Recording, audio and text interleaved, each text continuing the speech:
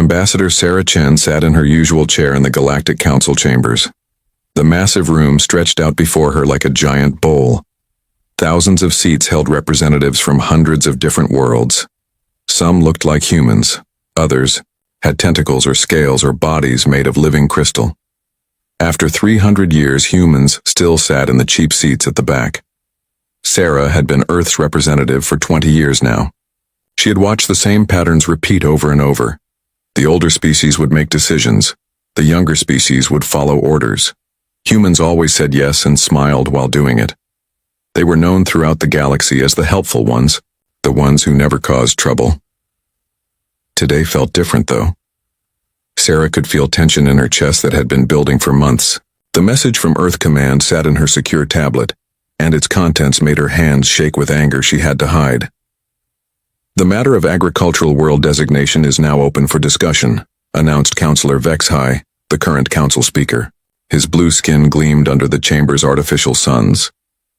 The Andorian species had held major council positions for over 1,000 years. They considered themselves natural leaders. Sarah knew what was coming. For the past 6 months, the Zalathi consortium had been eyeing human agricultural colonies. The Zalathi were a species that looked like giant insects with too many arms. They were traders and business owners who controlled much of the galaxy's food distribution. They had been complaining that humans were not using their fertile worlds efficiently enough. The consortium presents compelling evidence, Vexhai continued, his voice echoing through the chamber. Human agricultural yields on the disputed worlds remain below optimal levels. The Galactic Food Security Act clearly states that unused agricultural potential constitutes a threat to interstellar stability. Zektar, the lead Zalathi representative, clicked his mandibles together in what humans had learned was their version of a smile. "We do not wish to harm our human friends," he said, though his compound eyes showed no warmth. "We simply believe these worlds would serve the galaxy better under more experienced management." Sarah's jaw clenched. The disputed worlds were home to 12 million human colonists, families who had lived there for generations, farmers who had turned barren rocks into gardens that fed half the sector. The consortium wanted to kick them off their own land and replace them with automated farms run by Zalathi overseers. "Ambassador Chen," Vexhai said, not even looking in her direction, "your species' response to this reasonable proposal?" Sarah stood slowly. Around the chamber, conversations continued as if she had not moved. Most representatives did not even bother to look at her. After 3 centuries, they had learned humans would always give in, always find some compromise, always choose peace over conflict. "The colonies in question have been human settlements for over 200 years, Sarah said, her voice carrying clearly through the chamber's acoustic systems. "The families living there are not just farmers. They are our people. They have built lives, communities, cultures on those worlds."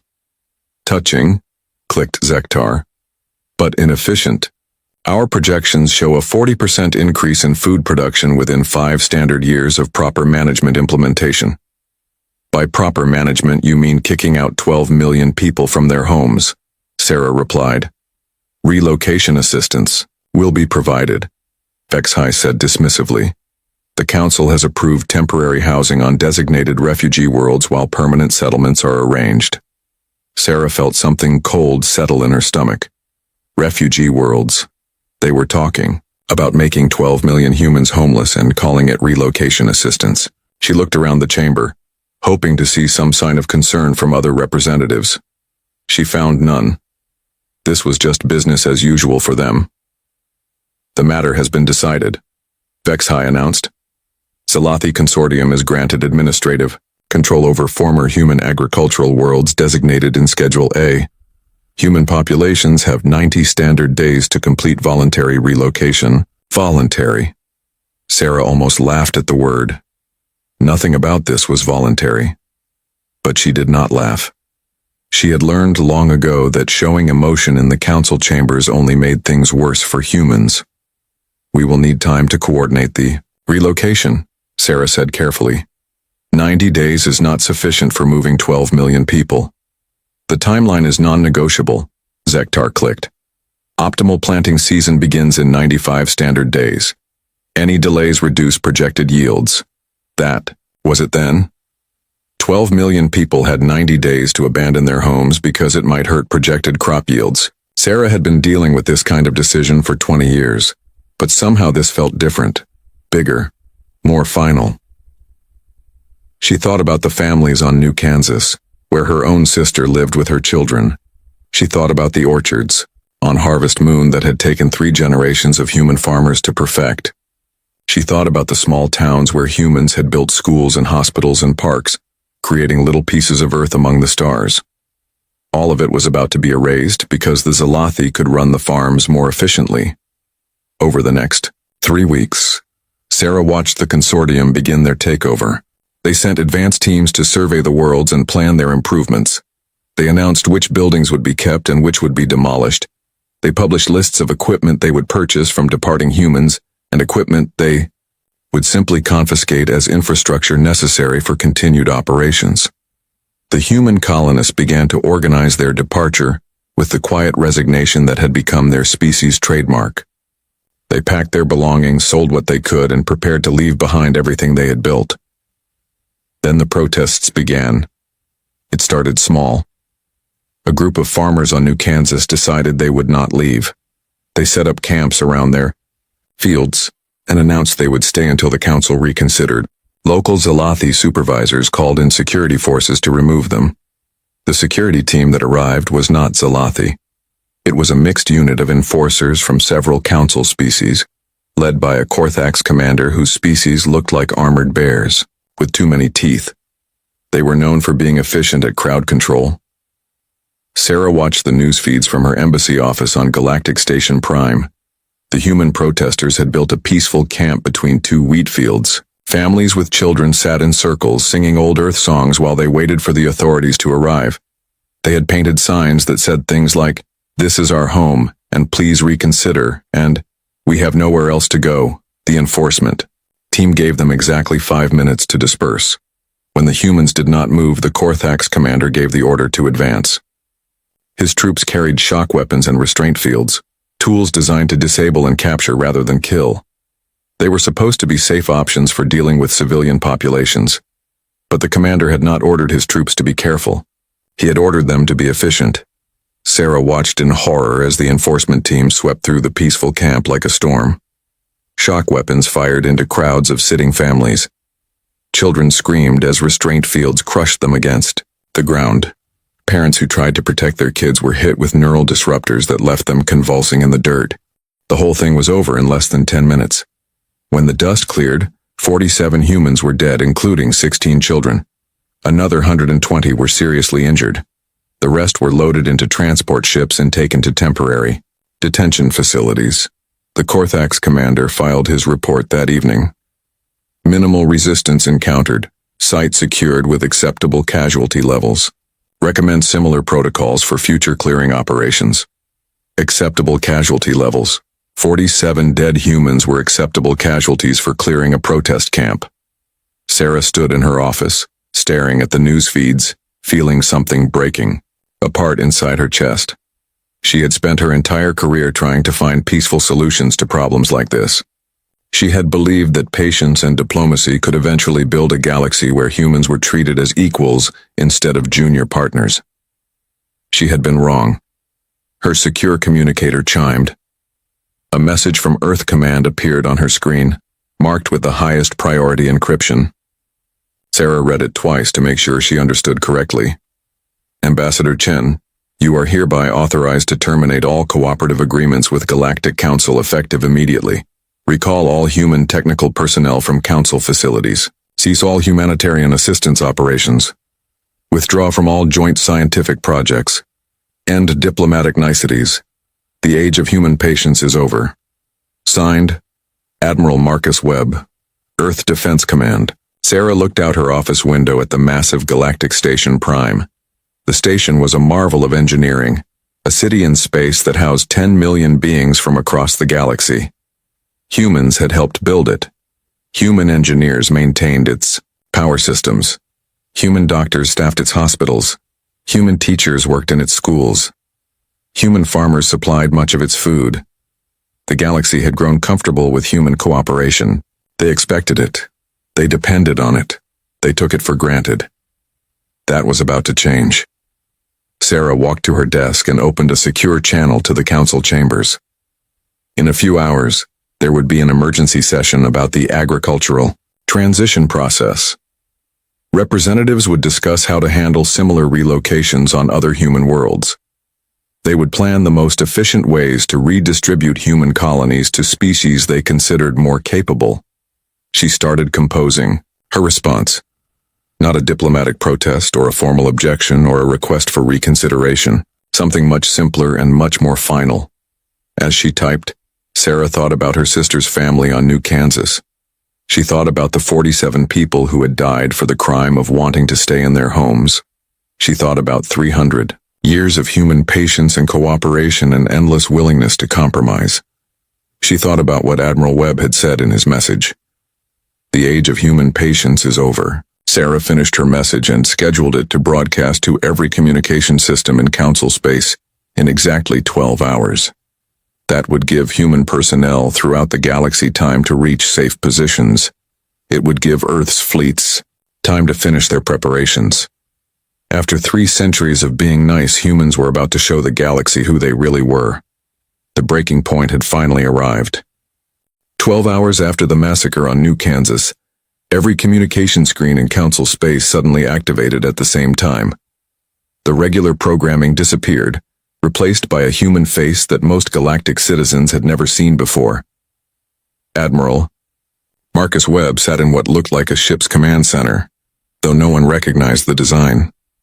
Behind him, holographic displays showed star charts and tactical information that made no sense to most viewers. The technology looked advanced even by Council standards, but the Council had never seen humans using anything like it. "My name is Admiral Marcus Webb of the Earth Defense Command," he began, his voice calm and measured. "For 300 years, humanity has been a cooperative member of the galactic community. We have followed Council laws, accepted Council decisions, and provided assistance wherever it was requested. On Galactic Station Prime, emergency meetings were already beginning. Council members who had been getting ready for sleep suddenly found themselves rushing to crisis centers. The unauthorized broadcast was reaching every corner of Council space, and no one seemed able to stop it. Yesterday, 47 of our people were killed for the crime of not wanting to leave their homes," Webb continued. "The Council has ruled this an acceptable outcome. They have described the deaths of our children as necessary for galactic stability." Ambassador Sarah Chen sat in her quarters, watching the broadcast she had helped coordinate. Around her, the few human staff members remaining on the station were quietly packing their belongings. In a few hours, there would be no humans left in Council space except for the colonists who were about to be relocated. "We accepted this treatment because we believed in the possibility of peaceful coexistence," Webb said. "We thought that patience and cooperation would eventually earn us the respect we deserved. We were wrong. On New Kansas, Zelathi Consortium managers were trying to figure out why all their newly installed equipment had stopped working. The automated systems they had brought to replace human farmers were displaying error messages in languages their computers could not translate. Their communication links back to Consortium headquarters had gone completely silent. Similar problems were starting to appear throughout Council space. Hyperspace beacons that humans had maintained for centuries began shutting down one by one. Communication networks that depended on human-built relay stations started showing massive gaps in coverage. Medical facilities found that their human-manufactured equipment was no longer responding to commands. "You assumed we were weak because we always chose to compromise," Webb continued. "You mistook our restraint for inability. You believed that because we never showed you our true strength, we did not possess it." Counselor Vexhai was in an emergency session with the Council's military leaders, trying to understand what was happening. Reports were flooding in from across Council space. Human personnel were disappearing from critical facilities. Human-made equipment was failing everywhere at once. Most disturbing of all, no one could locate any human military vessels to monitor or stop. For 3 centuries, the Council had kept careful track of human military capabilities. They knew about Earth's small defense fleet. They had inspected human colony defenses. They had approved every major piece of human military hardware. Humans were not supposed to have any military secrets. We have 50,000 worlds that your surveys never found, Webb said, and council chambers across the galaxy fell silent. We have technologies your scientists never imagined. We have capabilities your military analysts never detected. 50,000 worlds. The entire council space contained only about 20,000 inhabited systems. If humans really controlled 50,000 worlds, they had somehow hidden a civilization twice the size of the known galaxy. Zektar, the Zalathi representative who had led the agricultural takeover, was frantically trying to contact his home government. The communication channels were dead. His own security systems were showing impossible readings. According to his sensors, there were no ships anywhere near his location, but his defensive screens were detecting massive energy signatures that seemed to be coming from empty space. The Zalathi Consortium has demanded proof of our claims, Webb said, as if he could hear Zektar's thoughts. We are happy to provide a demonstration. On the main viewer in the council chambers, a new image appeared. It showed the Zalathi home system, specifically the area around their capital world of Hive Prime. The planet was surrounded by massive orbital defense platforms, each one the size of a small moon. The Zalathi were proud of these defenses. They had spent centuries building them, creating what they claimed was the most impregnable fortress in the galaxy. Council members watched in stunned silence as the orbital platforms simply vanished. Not destroyed, not damaged, just gone, as if they had never existed. We moved them, Webb explained calmly. Your defense platforms are now in empty space approximately 40 light-years from your homeworld.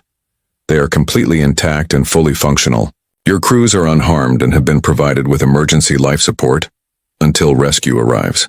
The implications hit the council members like a physical blow. Moving objects that massive across interstellar distances was supposed to be impossible. The energy requirements alone should have been detectable from thousands of light-years away. Yet humans had done it without anyone noticing any unusual activity at all. We could have moved them into your sun instead, Webb added. The choice was yours. Emergency meetings were now taking place in every major government center in council space. Military advisors who had spent their careers studying human capabilities were trying to explain how their assessments could have been so completely wrong. Economists were calculating what would happen if human cooperation permanently ended. Scientists were analyzing the technology that had just been demonstrated and finding their instruments unable to explain what they had seen.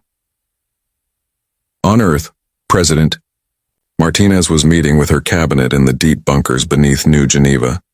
For months, she had been receiving reports from Admiral Webb and his teams about the preparations they had been making. Even she had not fully understood the scope of what humans had built in secret. Are we really ready for this? She asked Webb during their secure conference call. We have been ready for this since first contact, Webb replied. We learned about galactic history during our first years in council space. Every species that achieved spaceflight followed the same pattern. Expand, conquer, dominate. We knew that eventually we would be forced to choose between submission and resistance. The president looked at the report spread across her desk. Detailed analyses of every major galactic government. Complete technical specifications for all known alien military equipment. Star charts showing the locations of secret human colonies that had been established over 3 centuries of careful exploration. Most impressive of all, a list of human technological capabilities that she was only now learning existed. How long have we been preparing for this war? She asked. Since the day we joined the council, Webb answered. We never wanted a war, Madam President, but we always knew it might be necessary, so we made sure we would be ready to win it. Back in council space, the emergency sessions were reaching desperate conclusions. The Korthax Empire, known for their military strength, had just discovered that their most advanced warships could not detect or target whatever technology humans were using. The Andorian Republic was reporting that all human technical advisors had vanished from their critical infrastructure, leaving systems that no one else knew how to maintain. Most frightening of all, no one could find Earth. The Sol system appeared to be exactly where it had always been, but every attempt to send ships or communications there resulted in the same response. The ships and signals simply disappeared. Long-range sensors showed a normal yellow star with familiar planetary positions, but any attempt to get close enough for detailed scans failed completely. "Your fleets are free to attack our homeworld," Webb said, as if responding to their thoughts. "We will not stop you from trying, but you should know that what you think of as Earth is not what you will find when you arrive." The broadcast continued for another hour. Webb calmly explained that humanity had spent 3 centuries studying galactic civilizations, learning their weaknesses and preparing for the day when patience would no longer be enough. He described a network of hidden human colonies that had been carefully concealed from Council surveys. He mentioned technologies that humans had developed in secret, while pretending to be satisfied with the inferior equipment the Council allowed them to use. Most chilling of all, he explained that humans had been monitoring every major military facility, government center, and strategic resource in Council space for decades. They knew where every important leader lived. They knew the defensive capabilities of every major world. They knew exactly how to disable the infrastructure that kept galactic civilization functioning. "We do not want to conquer you," Webb said, as his broadcast began to wind down. "We never wanted to rule over other species. We simply wanted to be left alone to live our lives in peace. You made that impossible." In the Council chambers, Councillor Vexhai was trying to maintain order, of losing all human cooperation and finding the numbers terrifying. "3 days ago, we were your partners," Webb concluded. "2 days ago, we were your victims. Today, we are your equals, whether you choose to acknowledge it or not. Tomorrow, the choice of what comes next will be yours." The broadcast ended, leaving Council space in stunned silence. Within hours, every major government was trying to contact Earth for negotiations. None of their messages were getting through. Human colonies throughout Council space were reporting that they had severed all ties with local authorities and were now under the protection of Earth Defense Command. The Zalathi Consortium was facing complete system failures as their automated equipment refused to function without human technical support. The Korthax Empire was discovering that their weapon systems had been quietly modified over the years by human maintenance crews, and now those modifications were preventing the weapons from working properly. Most shocking of all, several major worlds were reporting that their orbital defense systems had simply vanished, just like the platforms around Hive Prime. The missing defenses were later found floating in empty space, perfectly intact, but completely relocated from where they were supposed to be. The message was clear. If humans could move defensive platforms, they could just as easily move the planets those platforms were supposed to protect. For 300 years, the galaxy had seen humans as helpful junior partners who could be counted on to provide assistance and accept whatever treatment they received. In a single day, that illusion had been completely shattered. The Council was about to learn that human patience had limits, and those limits had finally been reached. The war did not begin with massive explosions or fleets of warships racing through hyperspace. It began with silence. Across Council space, the hyperspace beacon network that had connected civilizations for over 1,000 years simply stopped working. The beacons were still there, still physically intact, but they no longer responded to activation codes. Ships trying to use them for faster-than-light travel found themselves trapped in normal space, forced to use slower propulsion methods that turned days of travel into months or years. Captain Torres of the Andorian merchant vessel Star Prophet was one of the first to discover the problem. His ship was carrying medical supplies from the manufacturing worlds to a colony suffering from a plague outbreak. The journey should have taken 3 days using the beacon network. Without it, his cargo would arrive 6 months too late to save anyone. "This has to be some kind of technical malfunction," Torres told his crew as they stared at their navigation displays. "The humans built these beacons, but the maintenance protocols are automated. There's no way they could shut down the entire network." Torres was wrong. The beacons had not shut down. They had simply stopped accepting commands from non-human ships. When the first human vessel approached a beacon 2 hours later, it activated immediately and functioned perfectly. The human ship completed its jump and continued on its way, leaving Torres and thousands of other stranded captains to realize the truth. The humans had not destroyed the beacon network. They had taken control of it. On Galactic Station Prime, emergency meetings were taking place in every government sector. Counselor Vexhai stood before a massive holographic display showing the rapidly collapsing state of galactic transportation. Red indicators marked beacon failures throughout Council space. Yellow warnings showed communication networks going offline. Orange alerts indicated critical supply shortages already developing on dozens of worlds. How long can our economies survive without human cooperation? Vexhai asked his advisors. The answer came from Economic Minister Ralden, whose species had been tracking galactic trade for centuries. Best case scenario, assuming we can restore basic services quickly, we're looking at 18 months of severe shortages. Worst case, if the humans maintain their position indefinitely, we face complete economic collapse within 5 years. That assumes they stop at passive resistance, added military advisor Kreshna. If they decide to take active measures, we could see total infrastructure failure within weeks. As if summoned by Kreshna's words, reports began flooding in from across the galaxy. Human technical personnel were not just leaving their posts. They were taking with them the access codes, maintenance procedures, and technical documentation that kept critical systems running. On the industrial world of Forge, Prime, the massive fusion reactors that powered the planet's manufacturing centers had shut down completely. The Korthax supervisors discovered that the reactors required daily authorization codes that only the human engineers had known. Without those codes, the reactors would remain offline indefinitely. Similar problems were developing everywhere humans had worked.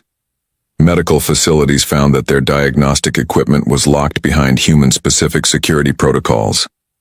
Agricultural worlds discovered that their climate control systems would not accept commands from non-human operators. Even basic life support systems on space stations were failing as human-maintained components refused to function. They didn't sabotage anything, reported Chief Engineer Voltar from Forge Prime. They just made sure that nothing would work without them. The implications were staggering. For 3 centuries, humans had quietly made themselves indispensable to galactic civilization. They had not done it through force or threats, but through simple competence and reliability. Now that competence was being withdrawn, and the galaxy was discovering how dependent they had become on human cooperation, Admiral Thexan of the Korthax Empire was preparing what he considered the obvious response. If humans wanted to play games with infrastructure, he would remind them why the Korthax were known as the galaxy's premier military force. His war fleet was already assembled and ready to teach these upstart humans about the consequences of defying their betters. Target the primary human colonies, Thexan ordered his fleet commanders during their strategic briefing. We will demonstrate that their technical tricks cannot protect them from superior firepower. The target was New Geneva, one of the oldest and most important human colonies outside the Sol system.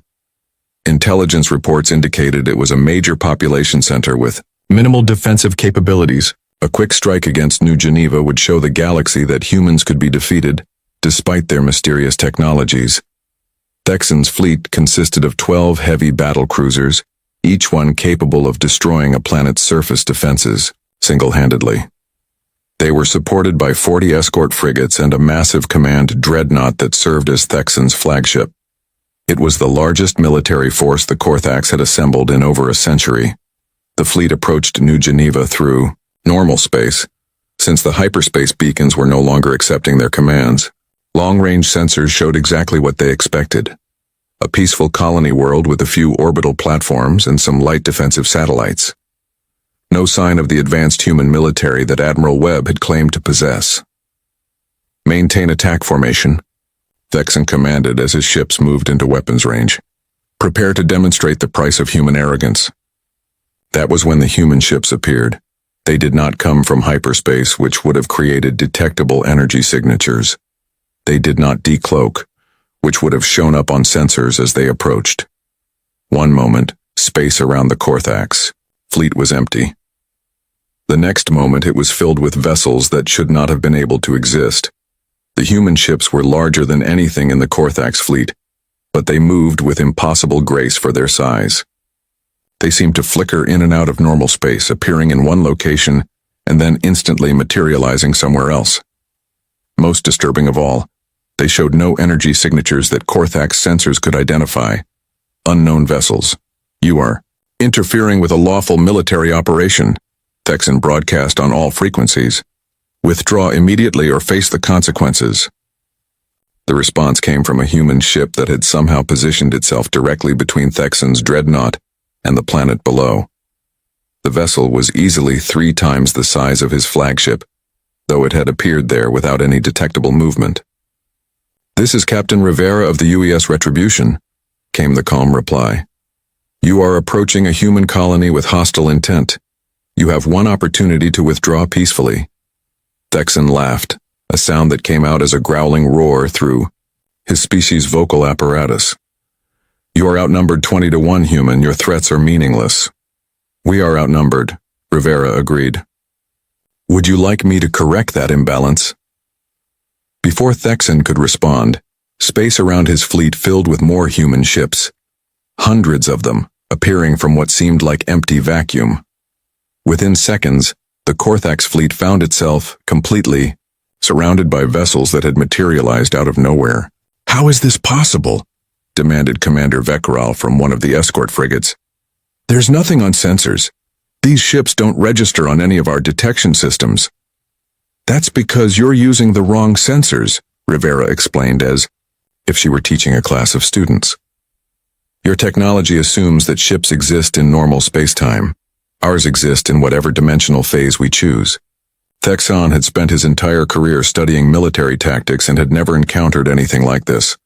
Ships that could appear and disappear at will. Vessels that could not be targeted by conventional weapons because they existed partially, outside normal space. Technology that made his entire fleet's advantages meaningless. "You want to see what humans are capable of when we stop being nice," Rivera continued. "I'm going to give you 2 choices. Order your fleet to withdraw and return home, and we'll escort you safely out of our space.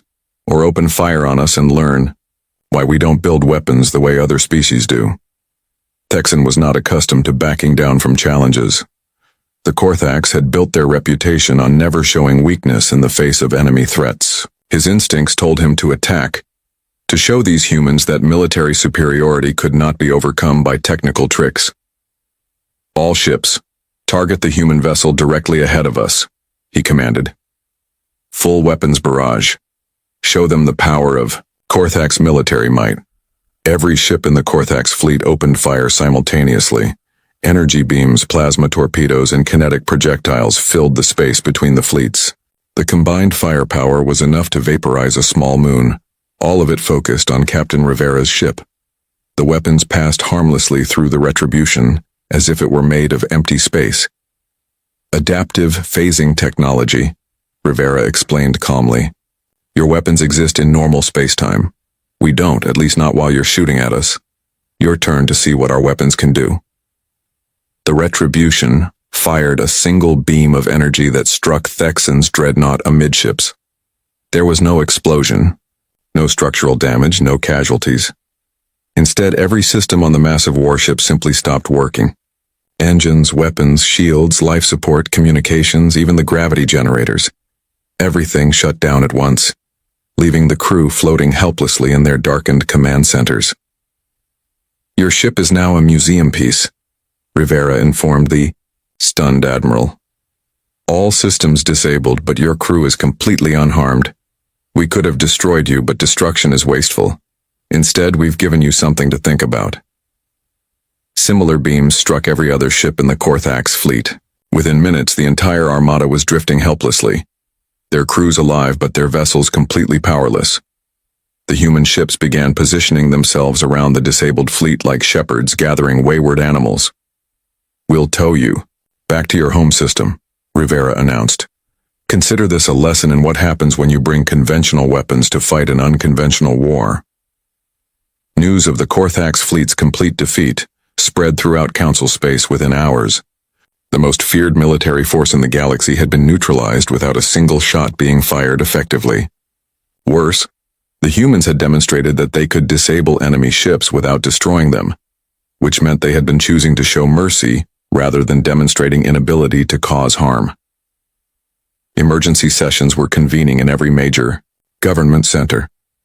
Military advisors who had spent their careers analyzing human capabilities were trying to explain how their assessments had been so completely wrong. Economic ministers were calculating the costs of continued conflict with beings who could shut down galactic civilization at will. On Earth, Admiral Webb was monitoring the situation from his command center deep beneath the Pacific Ocean. The SciFi facility had been under construction for over 2 centuries, built by human engineers using technologies they had developed in secret while pretending to be satisfied with council-approved equipment. "How are our people handling the transition?" Webb asked his operations chief. "Better than expected," came the reply. 300 years of preparation are paying off. Our colonies are completely self-sufficient now that we've activated the hidden infrastructure. Our fleets are positioned to protect every human settlement. Most importantly, civilian morale remains high now that they know we're finally fighting back. Webb nodded, looking at the tactical displays that showed human vessels throughout the galaxy. Ships that had been disguised as cargo haulers and passenger transports were revealing their true nature as advanced military platforms. Hidden bases that had been camouflaged as mining operations or research stations were coming online as strategic command centers. The galaxy was about to learn that human patience had not been weakness. It had been preparation time. And now that preparation was complete. The real war was about to begin. 3 weeks after the Korthax fleet's humiliating defeat, the Galactic Council was beginning to understand the true scope of what humanity had hidden from them for 3 centuries. Reports flooded in from across council space, each one more disturbing than the last. On the industrial world of Titan Forge, mining supervisors had discovered that their excavation sites were not actually mining sites at all. The massive tunnels that humans had carved over decades were not for extracting minerals. They were carefully concealed observation posts equipped with sensors that could monitor everything happening within a 50 light-year radius. Similar discoveries were being made everywhere humans had worked. What appeared to be simple research stations were actually advanced intelligence-gathering facilities. Seemingly routine cargo shipments had been carrying sophisticated surveillance equipment that was now revealing the locations of every major military installation in council space. "They've been watching us for 300 years, reported Intelligence Director Nexaval during an emergency briefing on Galactic Station Prime. "Every fleet movement, every government decision, every strategic resource, it's all been monitored and cataloged by human observers." Counselor Vexhai stared at the holographic displays showing the extent of human surveillance. Thousands of monitoring stations, all perfectly hidden, all providing detailed information about council activities. The humans had not just been cooperative members of galactic society. They had been conducting the most comprehensive intelligence operation in known history. "How many of our secrets do they know?" Vexhai asked. "All of them," Nexaval replied grimly. "Based on the sophistication of their monitoring network, we have to assume they have complete intelligence on every council member species.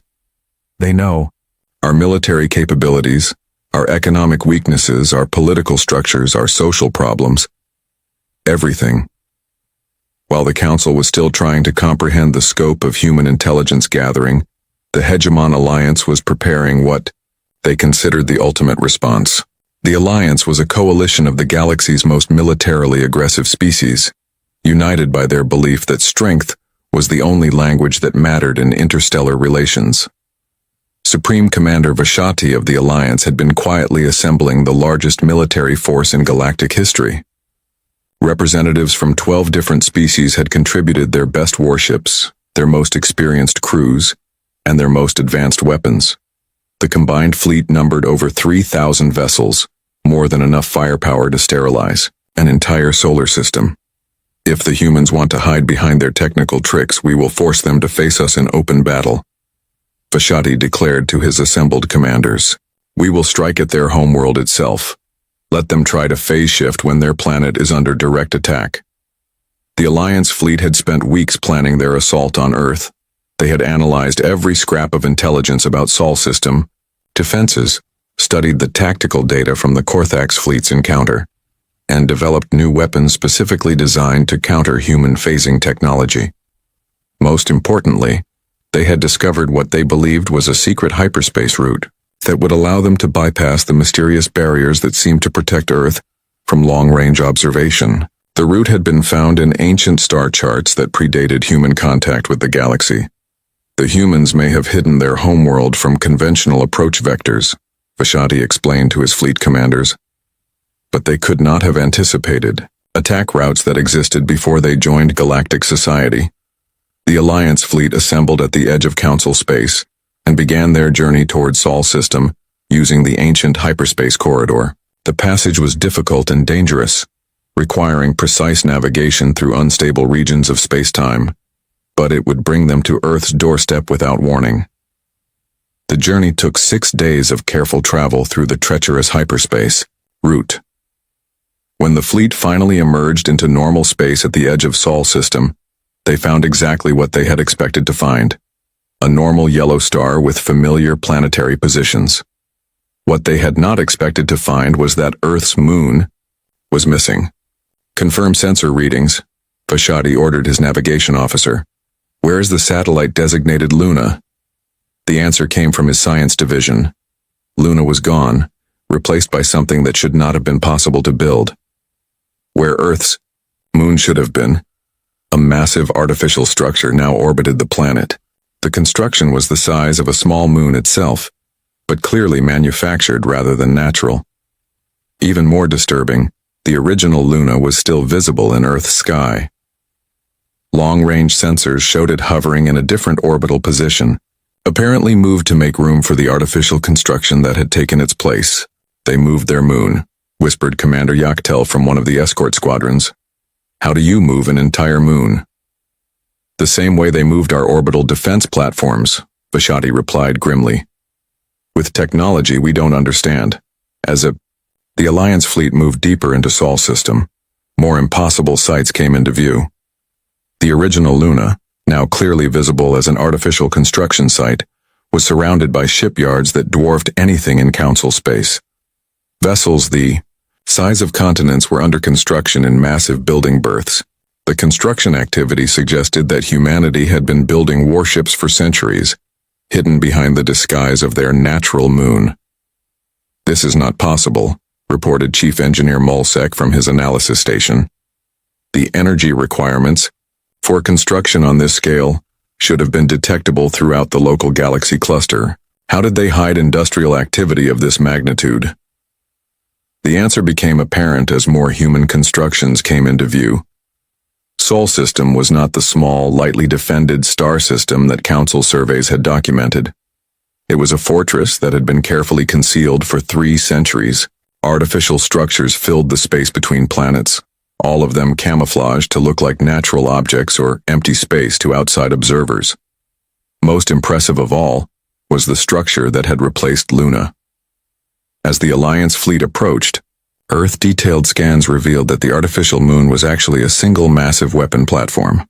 Its surface was covered with devices that no Council scientist could identify, but the energy signatures suggested firepower beyond anything in the known galaxy. Supreme Commander, reported Tactical Officer Vendar, his voice shaking with barely controlled fear.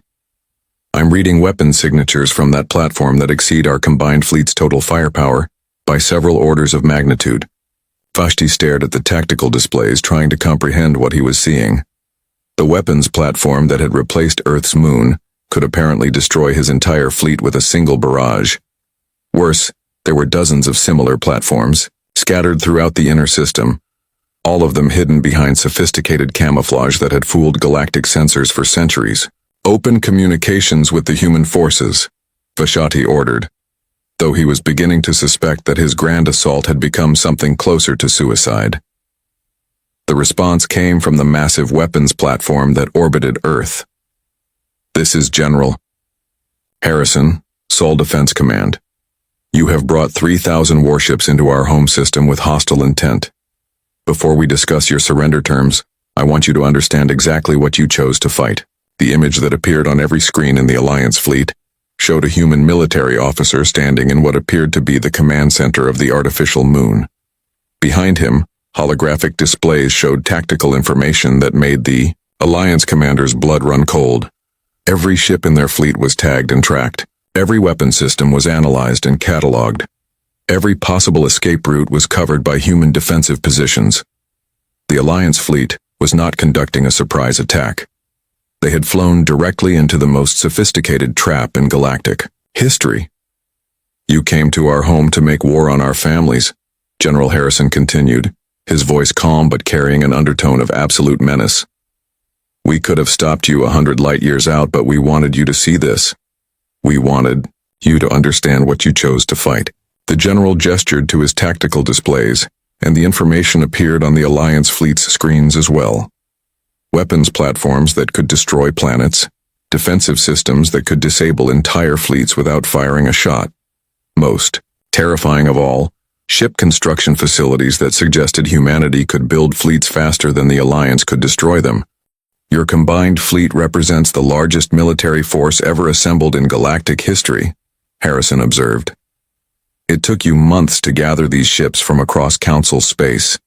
It would take us approximately 6 hours to build a replacement. Fleet of equivalent size, assuming we needed to."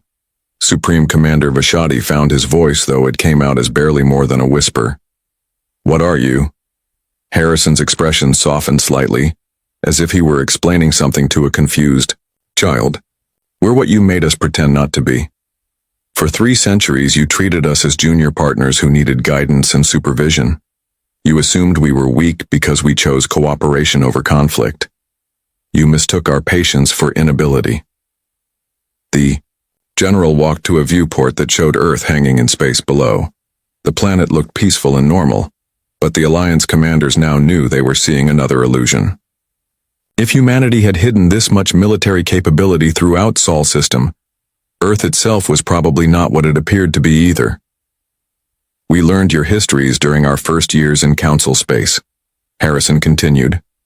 "Every species follows the same pattern: explore, expand, conquer, dominate. We knew that eventually you would decide we were successful enough to be worth conquering. The holographic displays changed to show historical data from across the galaxy. Records of civilizations that had been guided by elder species until they lost their independence completely. Economic integration programs that had resulted in younger species becoming resource colonies for their supposed partners. We saw what happened to every other species that tried to maintain independence while remaining part of galactic society," Harrison said. "The pattern was always the same. Cooperation leads to dependence. Dependence leads to control. Control leads to absorption or elimination." Vashiti realized that his fleet was not just outnumbered and outgunned. They were facing an enemy that had spent 3 centuries studying galactic civilizations and preparing for exactly this moment. Humanity had not been caught off guard by galactic aggression. They had been expecting it and planning their response since the day they made first contact. "So what happens now?" Vashati asked. "Now you get to make a choice," Harrison replied.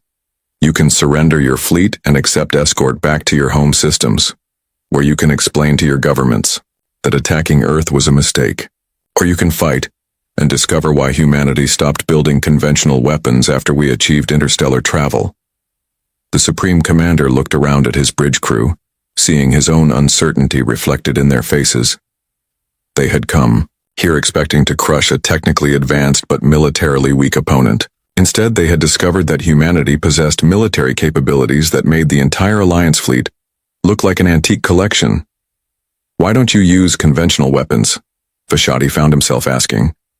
Harrison smiled, and for the first time, it was a genuinely warm expression.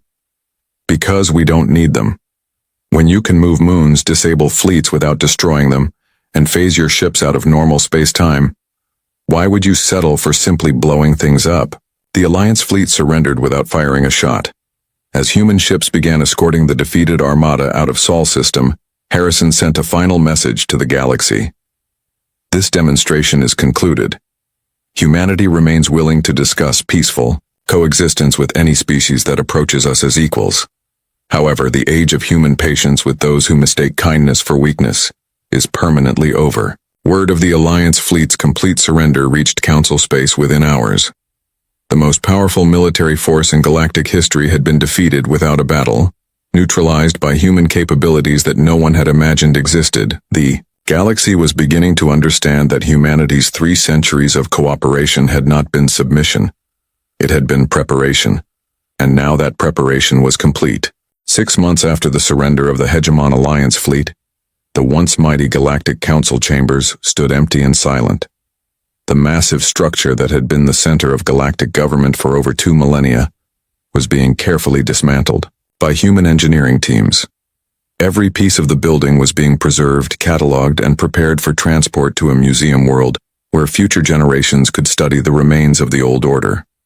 Ambassador Sarah Chen stood in the ruins of the chamber where she had spent 20 years representing humanity's interests. The seats were gone now, removed along with the complex systems that had maintained the artificial gravity and atmospheric controls for hundreds of different species. Only the basic structure remained, and even that would be gone within days. "It feels strange to see it like this," she said to Admiral Webb, who had come to oversee the final stages of the dismantling process. "All things end," Webb replied, though his tone was not unsympathetic. "The question is whether they end because they have fulfilled their purpose, or because they have failed in it." The Galactic Council had definitely failed in its purpose. In the months following humanity's revelation of their true capabilities, the old government structure had collapsed under the weight of its own contradictions. Species that had spent centuries accepting council authority were suddenly questioning why they needed guidance from organizations that had so completely misjudged human nature. More importantly, the economic disruption caused by the loss of human cooperation had made it clear how dependent galactic civilization had become on the species they had treated as junior partners. Without human technical expertise, transportation networks failed. Without human medical knowledge, plague outbreaks went uncontrolled. Without human agricultural techniques, food shortages developed on dozens of worlds. The Council had tried to respond by demanding that humans resume their cooperative activities as a matter of galactic security. When humanity refused, several member species had attempted to force compliance through economic sanctions and military threats. Those attempts had ended quickly, when human forces demonstrated their ability to shut down entire star systems by simply deactivating the infrastructure that kept them functioning. "The new facility is ready for the opening session," Admiral Webb informed Sarah as they walked through the empty chambers. "Are you prepared for what comes next?" Sarah nodded, though she felt the weight of responsibility settling on her shoulders. The new structure that would replace the Galactic Council was radically different from anything that had existed before. Instead of a hierarchical organization where elder species guided younger ones, it would be a confederation of equals where every member had equal voice and equal responsibility. The headquarters for the new Galactic Confederation was located on a previously uninhabited world that humans had selected specifically for its neutrality. The planet, now called Haven, had been terraformed using human technology but designed with input from every species that chose to participate in the new government structure. Unlike the old council chambers, which had been designed to emphasize the authority and status of different species, the Confederation building was built around the principle of equality. Every representative had identical facilities, identical access to information, and identical voting power regardless of their species' age, size, or technological development. Most importantly, membership in the Confederation was completely voluntary. Species could choose to participate as full members, associate members, or not at all. There were no requirements for joining beyond a commitment to peaceful coexistence and mutual respect. There were no penalties for leaving beyond the loss of Confederation benefits and services. "The Zealothi delegation has requested a private meeting before the opening ceremonies," Webb informed Sarah, as they made their way to the transport that would take them to Haven. "They want to discuss terms for their membership application." Sarah was not surprised. The Zealothi Consortium had been among the first to feel the effects of human non-cooperation. Their automated farming systems, designed to replace human agricultural colonies, had failed completely without human technical support. Worse, the human colonies they had displaced had cut off all food exports to Zealothi space, creating shortages that threatened millions of Zealothi civilians. The private meeting took place in one of Haven's neutral conference facilities. Zektar, the same Zealothi representative who had led the takeover of human agricultural worlds, looked significantly less confident than he had during the council sessions 6 months earlier. Ambassador Chen, he began, his mandibles clicking, nervously. The consortium wishes to express its regret regarding the recent misunderstandings between our peoples. Misunderstandings, Sarah repeated, her voice carefully neutral. Is that what you call the forced displacement of 12 million humans and the deaths of 47 protesters? Zektar's compound eyes shifted uncomfortably. The consortium acknowledges that errors in judgment were made. We are prepared to offer substantial compensation for any inconvenience that may have resulted from our actions. The families of the people who died are not inconvenienced, Sarah replied. They are grieving. The communities that were destroyed are not inconvenienced. They are homeless. You cannot compensate for murder and displacement by calling them misunderstandings. The Zalathi representative was quiet for several minutes, apparently trying to find words that would somehow make the situation acceptable. Finally, he spoke in a much quieter voice than his species typically used. What do you want from us? Sarah looked across the table at the being who had been so confident in his species' right to take human worlds and displace human families. 6 months of economic collapse had taught the Zalathi what 3 centuries of cooperation had failed to demonstrate: that other species deserved respect, not just exploitation. We want you to understand that other beings have value, Sarah said, simply. We want you to recognize that having advanced technology or economic power does not give you the right to treat other species as resources to be managed. We want you to learn the difference between cooperation and domination. And if we agree to these conditions, humanity will resume cooperative activities with Zalathi space. Humanity will consider applications for membership in the Galactic Confederation from any species that demonstrates a genuine commitment to peaceful coexistence, Sarah replied. But understand that membership is not a return to the old system. There will be no senior and junior partners, no elder species guiding younger ones, no special privileges based on age or technological advancement. The Zalathi delegation spent 3 days in private consultation before returning with their decision. They would apply for associate membership in the Confederation, with the understanding that full membership would depend on their ability to demonstrate genuine change in their treatment of other species. Similar conversations were taking place throughout the former council space. The Korthax Empire, humbled by the complete defeat of their most powerful fleet, was requesting human assistance in rebuilding their economy without the military aggression that had defined their culture for centuries. The Andorian Republic was asking for guidance in transitioning from a hierarchical society to one based on equality and mutual respect. Even more significantly, dozens of younger species that had never been allowed meaningful participation in galactic government were sending representatives to Haven. For the first time in galactic history, every intelligent species would have the opportunity to participate as equals in interstellar civilization. The opening session of the Galactic Confederation was held on a day that humans had declared Equality Day, a new holiday celebrating the principle that all intelligent beings deserved respect regardless of their species, technology, or political power. Representatives from over 200 different worlds attended the ceremony. President Martinez of Earth gave the opening address, her words carried by translation systems to every delegate in their own languages. She spoke about the lessons that humanity had learned during 3 centuries of patience, and the hope that those lessons could be applied to building a better future for all species. We learned that true strength comes not from the ability to dominate others, but from the wisdom to cooperate with them as equals, Martinez said. We learned that peace cannot be maintained by forcing weaker species to accept the decisions of stronger ones. We learned that diversity of thought, culture, and perspective makes all of us stronger. The president gestured to the assembled delegates, representing the greatest gathering of species in galactic history. Today, we begin an experiment in truly cooperative government. Not rule by the strongest or the oldest or the most technologically advanced, but governance by consent of all participants. The session continued for 3 days, with delegates working to establish the basic principles and procedures that would guide the new confederation.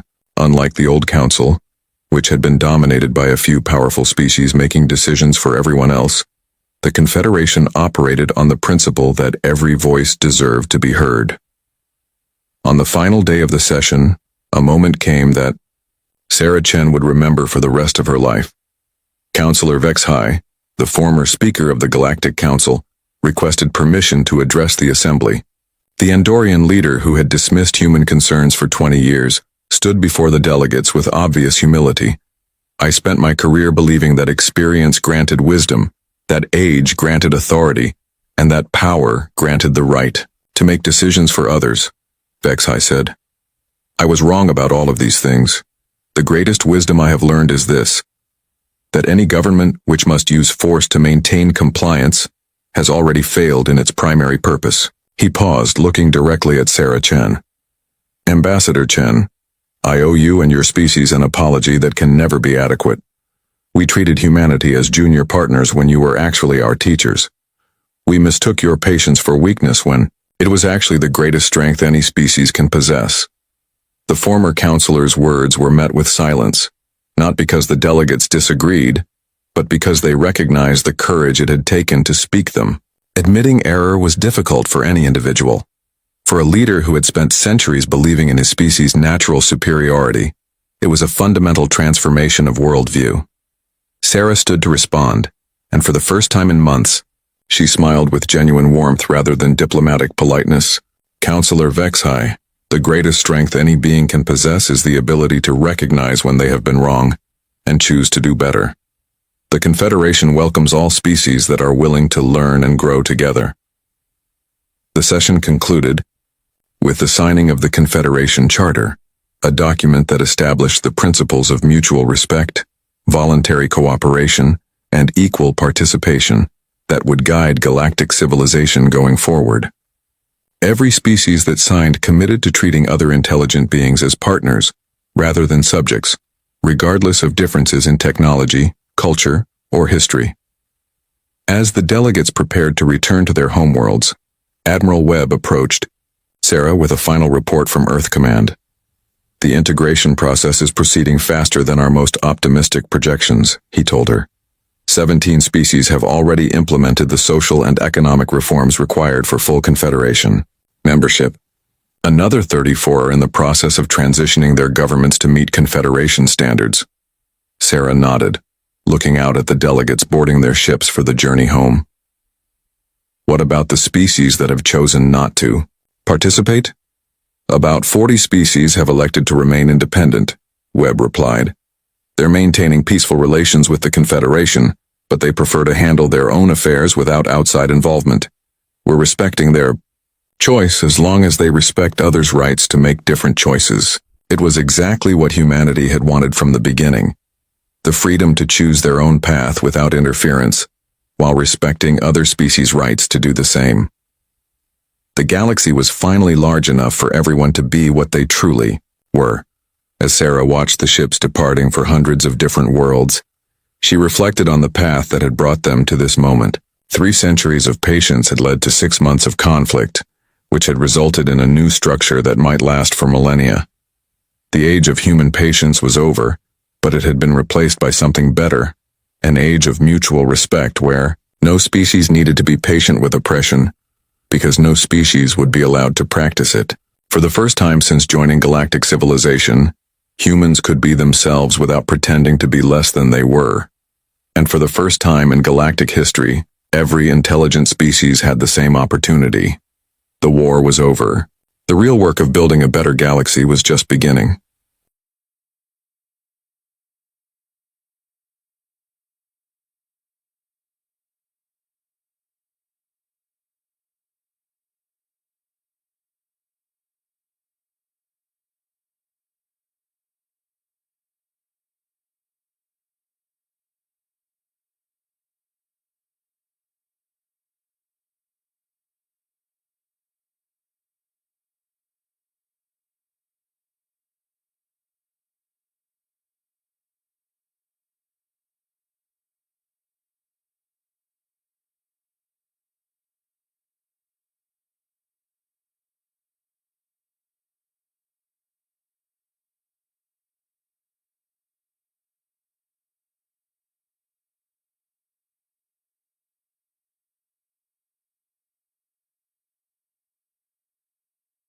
The day the stars went dark started like any other Tuesday.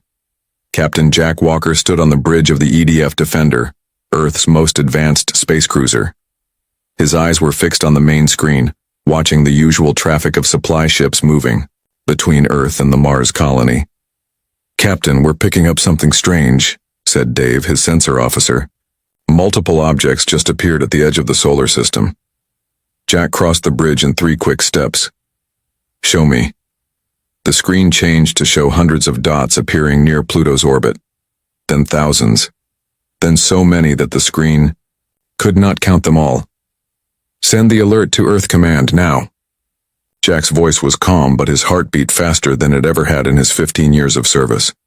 Within an hour, every screen on Earth showed the same message. Unknown vessels approaching. This is not a drill. The alien fleet moved slowly through the solar system, their ships unlike anything humans had built. They were massive, some as large as small moons, with strange curves and angles that seemed to bend light around them. Jack's ship was ordered to make first contact.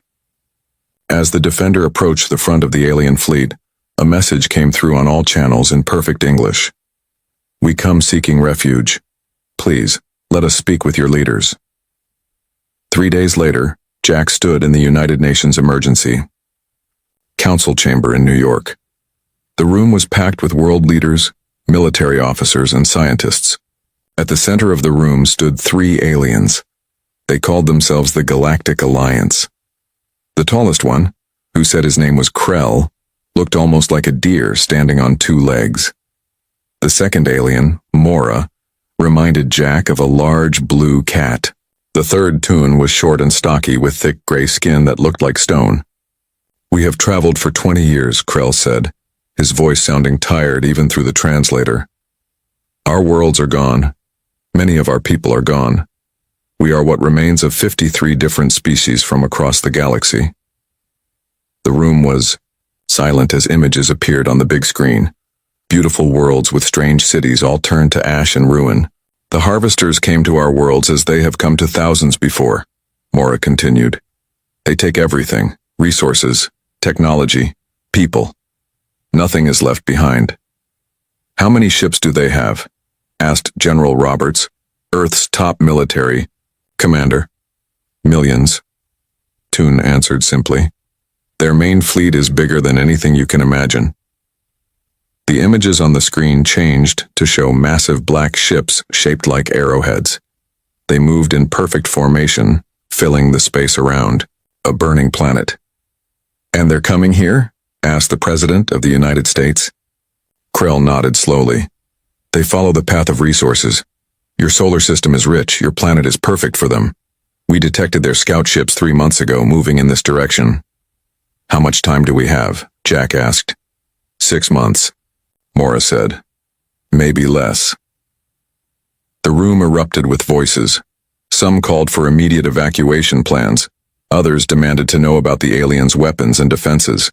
A few shouted that this might be a trick. Jack watched as the world's most powerful people began to panic. They were scared, and fear made people do stupid things. He had seen it too many times in space accidents. "Quiet!" The President's voice cut through the noise. "What did your people do when they came? How did you fight them?" The 3 aliens looked at each other. It was Toon who answered, his deep voice rumbling through the room. "Fight? No one fights the harvesters. It is impossible. Their ships are too many, their weapons too powerful. For thousands of years, the only survivors have been those who ran." That evening, Jack sat in a secured meeting room with 50 of Earth's top military and scientific minds. The aliens had shared more details about the harvesters, and none of it was good news. "They're like locusts," said Dr. Anna Lee, Earth's leading xenobiologist. "They strip planets bare and move on to the next." Admiral Lisa Stone stood up. She was a small woman with short gray hair and eyes that could cut through steel. "The question is, do we run or do we fight? The Alliance has offered to take as many humans as possible," said Jack. "They say they can fit about 2 billion people on their ships." The room grew quiet as everyone thought about what that meant. Earth had almost 10 billion people. 8 billion would be left behind. And where would we go? Asked General Roberts. These aliens have been running for centuries. They don't even have homes anymore. Dr. Tom Reed, a quiet man who rarely spoke at these meetings, raised his hand. I've been studying the data they shared about the harvesters. Their biology is strange. They've evolved in high-gravity environments with thick atmospheres. That's why their ships are so heavily built. What's your point, Doctor? Admiral Stone asked. They might be strong, but they're slow, and they've never faced human weapons before. Tom pulled up some calculations on his tablet. Their ships have weak points, all ships do. Jack leaned forward. Are you saying we could win? I'm saying we might have a chance, Tom replied. A small one, but better than running forever. Admiral Stone nodded slowly. The Alliance ran because that's what they've always done. But humans have a different history. We stand and fight even when the odds are bad. Especially when the, odds are bad, Jack added with a small smile. 1 week later, the world watched as the President addressed the United Nations. After careful consideration of the information provided by the Galactic Alliance, and based on the recommendations of our military and scientific experts, we have made our decision. She paused, looking directly into the camera. Earth will not run. In the audience, the alien representatives looked shocked. Krell stood up. You don't understand what you're facing. The harvesters have destroyed thousands of worlds more advanced than yours. We understand the risk, the President replied calmly. But this is our home, and humans protect their home. The next morning, as Jack prepared to return to his ship, he watched the massive Alliance ships begin to leave Earth's orbit.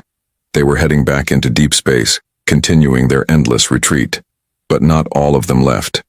A smaller ship landed, near the United Nations building. Out stepped Krell, Mora, and Tun, along with about 100 other aliens from different species. Why are you staying? Jack asked when he met them. In all our running, Krell said, we never once thought about standing our ground. I want to see what happens when someone does. Mora nodded. Besides, we've been running for generations. Maybe it's time to try something new. As Jack looked up at the sky, he knew the harvesters were coming. Earth had 6 months to prepare for a war unlike any in human history. And for the first time, Jack felt something he hadn't expected. Hope. 3 weeks after first contact, the United Nations Space Center in Geneva had become the busiest place on Earth. Every country had sent their best scientists, engineers, and military minds to work together. Jack Walker walked through the main hall, dodging people rushing in all directions. He spotted Admiral Lisa Stone standing near a large holographic display of the solar system. How bad is it? Jack asked as he joined her. Lisa didn't look up from the display. Bad. The Alliance ships left us some of their technology, but most of it is designed for running, not fighting. The hologram showed the expected path of the harvester fleet, a red line cutting straight toward Earth. What about their weapons? Jack asked. That's the problem. The Alliance never really fought back, they just tried to stay ahead of the harvesters. Lisa finally looked at him, dark circles under her eyes showing she hadn't slept much. We're on our own for that part. A tall figure approached them. It was Krell, the deer-like alien who had chosen to stay. Your weapons are primitive by galactic standards, he said. Jack nodded. Maybe. But we've spent thousands of years fighting each other. Humans know a thing or two about war. Fighting each other is not the same as fighting the harvesters, Krell replied. They do not think like you do. They do not feel fear or pain or mercy. Neither do hurricanes, Lisa said with a small smile. But we've learned to survive those too. In a lab deep below the Space Center, Professor Tom Reed bent over a microscope. Beside him stood Mora, the cat-like alien scientist. These cells are fascinating, Tom said. The harvesters have triple helix DNA. I've never seen anything like it. They evolved on a world with high radiation, Mora explained. Their biology is very different from most species. Tom leaned back in his chair. Different how? They breathe a mix of methane and chlorine. They see in infrared instead of visible light, and they communicate through electrical signals rather than sound. Tom's eyes widened. Wait, electric signals? Like radio waves? Yes, Mora said. That's why their ships move in such perfect formation. They're all connected, sharing information instantly. Tom jumped up from his chair. That's it. That's their weakness. He rushed to a computer and began typing rapidly. If they communicate with electric signals, then they must have a specific frequency they use. And if we can find that frequency, we could disrupt their communication. Mora finished, realization dawning on her face. Exactly. It would be like cutting the head off a snake. Mora tilted her head. This is not something my people ever considered. We were too busy running to look for weaknesses. Tom smiled. Well, when you know you can't run, you start looking for ways to fight back. 1 month after first contact, the United Nations called for a global vote. The question was simple. Should humanity join the Alliance in their endless retreat, or should Earth stand its ground? Jack sat in his apartment watching the news. The debate had raged for weeks. Some argued it was suicide to stay. Others said it was cowardly to run. His phone rang. It was Lisa. Turn on Channel 4, she said without greeting. The Alliance just made their final pitch. Jack switched channels to see Krell standing before the UN General Assembly. We can take 2 billion humans with us, Krell was saying. Your brightest minds, your youngest children. We can save a piece of your civilization. And the other 8 billion? Asked the Secretary General. Krell lowered his head. Would be left behind. The Secretary General's voice was cold. And who decides which 2 billion live and which 8 billion die? This is not about choice, Krell replied. This is about survival. The harvesters cannot be defeated. In all of galactic history, no species has ever stopped them. Then perhaps it's time for that history to change, the Secretary General said. The next day, the results of the global vote were announced. 87% had voted to stay and fight. Jack wasn't surprised. Humans were stubborn that way. In the main conference room of the Space Center, Earth's leaders gathered with the remaining aliens. The atmosphere was tense. You have made your choice, Krell said. But I fear it is the wrong one. Your species will be added to the long list of those who have fallen to the harvesters. Admiral Lisa Stone stood up. With all due respect, we've studied the information you've given us, and we've found something interesting. She nodded to Tom, who pressed a button on his tablet. The main screen showed a simulation of the harvester fleet's movements across the galaxy. The harvesters have conquered thousands of worlds, Tom explained. But they've never faced a species that stood their ground. They chase. That's their strategy. They've evolved to hunt those who run. Because running is the logical response. Tun, the stone-skinned alien, rumbled. Maybe, Lisa said. But it's also predictable. And in war, being predictable gets you killed. Jack stepped forward. We've analyzed your defense strategies. Every time it's the same pattern. You detect the harvesters, you warn your people, and you flee. You've never tried to set traps, to use your knowledge of their movements against them. What are you suggesting? Mora asked. We're suggesting that the harvesters have never faced an ambush, Lisa replied. They've never had to fight an enemy that was waiting for them, prepared for them. Tom pointed to another screen showing Earth's military installations. We're converting our nuclear weapons to emit radiation on frequencies that will disrupt their communication. We're building orbital platforms with specialized weapons designed to target their ships' weak points. It won't be enough, Krell insisted. Maybe not, Jack admitted. But we have something else. Something the harvesters have never encountered before. What's that? Asked Toon. A species with nothing to lose. Because if we run, we lose everything anyway.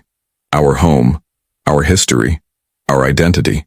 If we're going to die, we'll die here fighting for our world. The room fell silent. The aliens looked at each other, their expressions unreadable to human eyes. Finally, Mora spoke. My people were artists before the harvesters came. For 300 years, we've created nothing but escape plans. Perhaps it's time to create something else. Like what? asked Lisa. Like weapons, Mora replied. I know the vulnerabilities in harvester biology that my people discovered but never used. I can help you exploit them. One by one, the other aliens stepped forward, offering their knowledge, their skills, their support. Krell was the last to speak.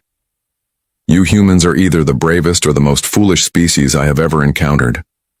But if you are determined to make this stand, we will help you prepare. Jack looked around the room and saw something he hadn't expected to see in the alien's eyes. Something that looked a lot like hope. That night, as Jack looked up at the stars from the roof of the space center, Lisa joined him. 5 months left, she said quietly. 5 months to prepare for the fight of our lives, Jack replied. Do you think we can win? Jack thought about it for a long moment. I don't know. But I know we can make them regret coming here. Lisa smiled. That's good enough for now. Above them, the stars continued to shine, unaware that soon they would be blocked by the largest invasion fleet the Earth had ever seen. The world changed in 3 months. Cities dug deep into the earth, building underground shelters that could hold millions. Factories worked around the clock, turning out weapons and supplies. Farms increased production, storing food for the long war ahead. Jack Walker watched from the window of a hypersonic jet as they flew over what had once been the peaceful fields of Kansas. Now those fields were dotted with missile silos and defense platforms. It's amazing what humans can build when they work together, said Krell, who sat beside him. Fear is a powerful motivator, Jack replied. Not just fear, Krell said. Hope too. My people lost hope long ago. That's why we never stopped running. The jet banked toward a massive construction site in the middle of the plains. This was the heart of Earth's defense plan, a weapon called the glass cannon. Will it work? Krell asked. Jack shrugged. Mark Wilson says it will, and he's the best engineer on the planet. In an underground lab near the construction site, Mark Wilson bent over a complex device. Sweat dripped from his forehead as he carefully connected 2 thin wires. Hand me the phase converter, he said to his assistant. The assistant, a blue-skinned alien named Pax, passed him a small silver box. The power calculations still show an overload risk of 12%. We'll have to live with it, Mark muttered as he installed the converter. We don't have time to make it perfect. The door opened and Jack walked in with Krell. How's it coming? Jack asked. Mark straightened up and wiped his hands on his lab coat. We're close. The prototype should be ready for testing tomorrow. What exactly does this weapon do? Krell asked, looking at the strange device on the table. Mark smiled. It targets the specific frequency that harvesters use to communicate, but instead of just jamming it, we're going to use it against them. How? We turn their communication channel into a weapon. When they try to connect with each other, they'll get a feedback loop that will overload their neural pathways. Krell's eyes widened. You're going to use their own signals to attack their brains? Exactly, Mark said. According to the biological data Mora provided, it should be like a massive seizure for them. It won't kill them, but it will stun them long enough for our conventional weapons to do some damage. It's never been tried before, Jack added. But then again, no one's ever tried fighting the harvesters before. In a military base in the Rocky Mountains, Major Williams watched as soldiers trained with new weapons designed specifically to fight the harvesters. The soldiers moved through an obstacle course, firing at holographic targets that looked like the aliens. The targets were fast and tough, just like the real thing would be. Again!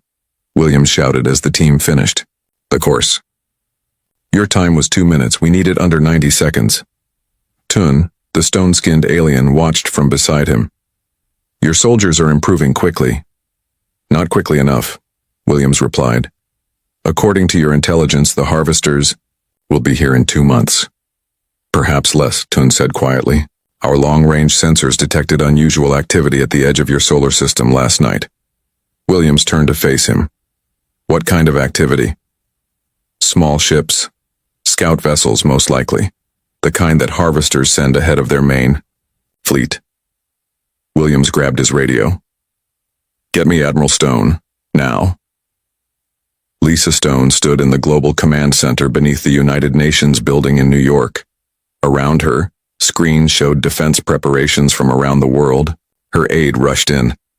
"Admiral, we have a priority message from Major Williams." Lisa took the phone. "This is Stone." As she listened, her face grew grim. When she hung up, she turned to the room full of military officers.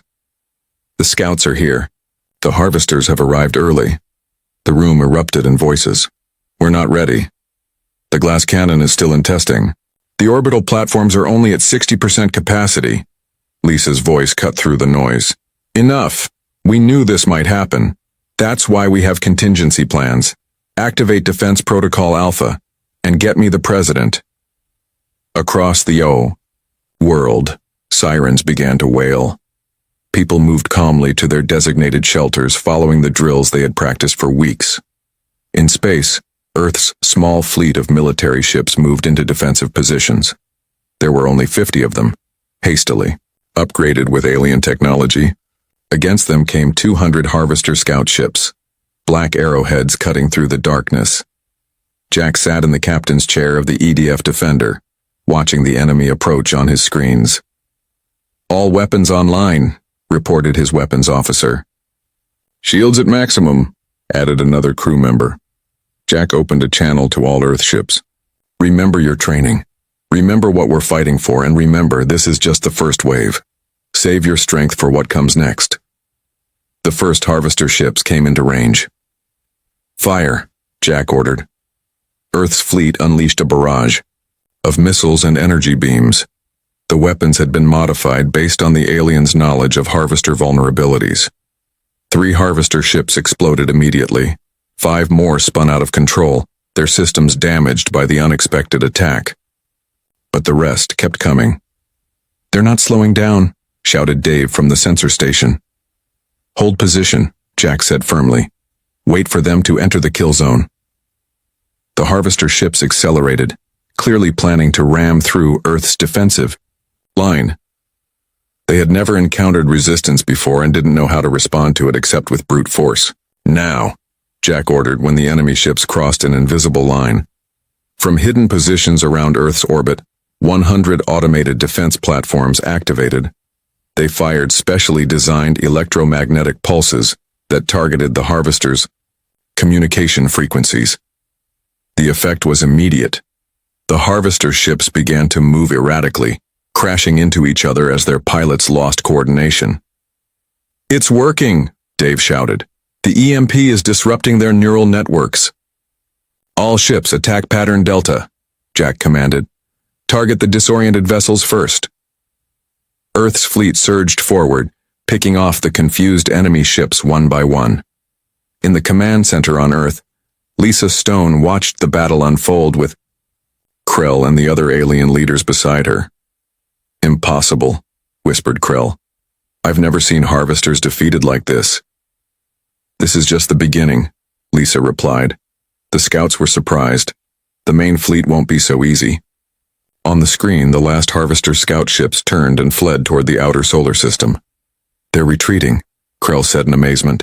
Lisa's expression remained grim. "They're not retreating.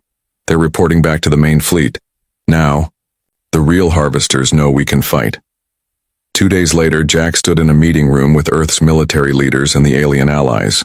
The mood was cautiously optimistic. "We destroyed 123 scout ships," Admiral Stone reported. "We lost 12 of our own. By any measure, that's a victory. But not without cost," Jack added. "And the main fleet will be much harder to defeat." Tom Reed stepped forward. "The good news is that our jamming technology works. The bad news is that they'll adapt to it. We need something stronger for the main fleet." "That's where this comes in," Mark Wilson said, unveiling a small device on the table. "The prototype glass cannon worked in the lab. Now we need to build the real thing."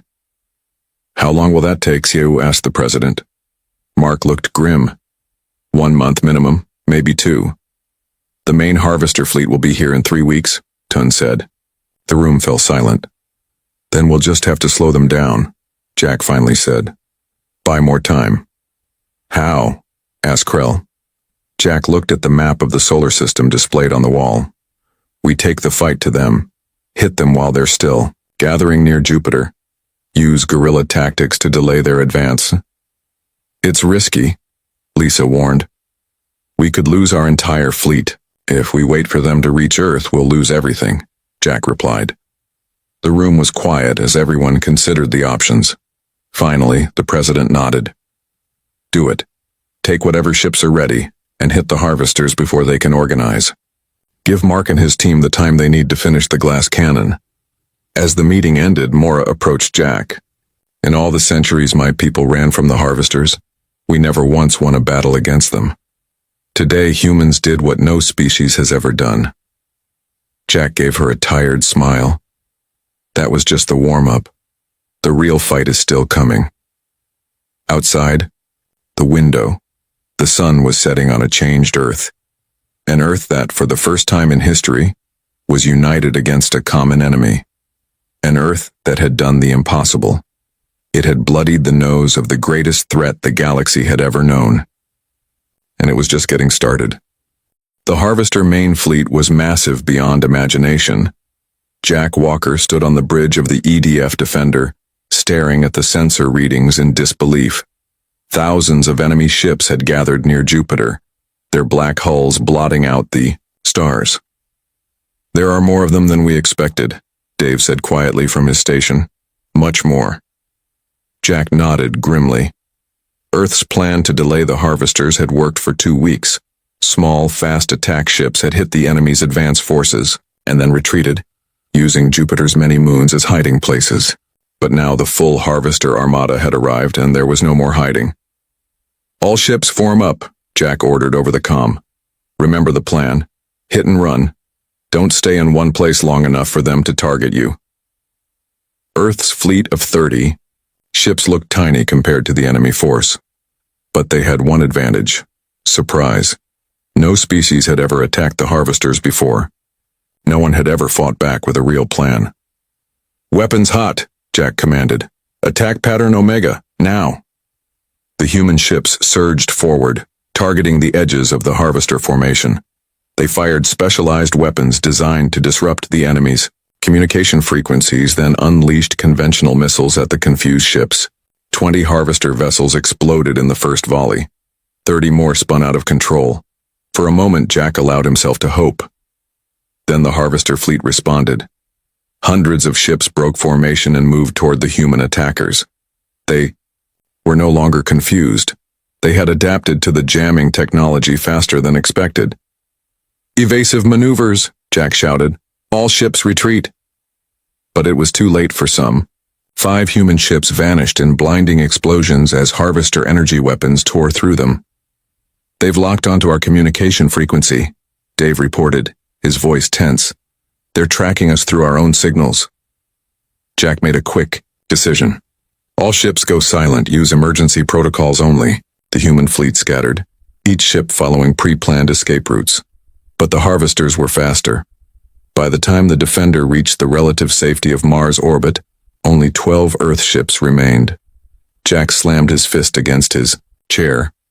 Send a message to Earth Command. The delay operation failed. The harvesters have adapted to our jamming technology.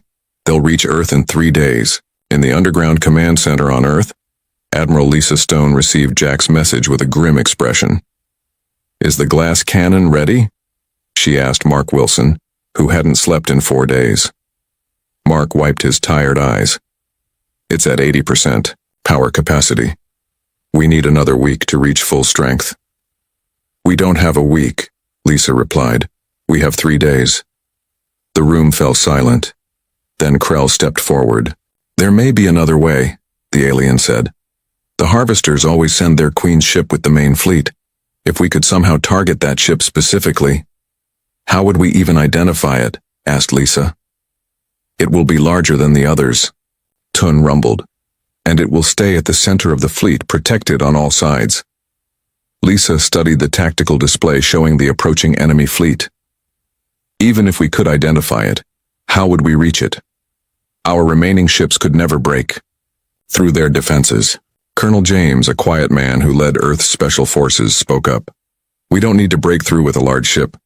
We need a small team in a fast vessel, something they won't notice until it's too late. Lisa looked at him with new interest. What are you suggesting, Colonel? A stealth insertion, James replied.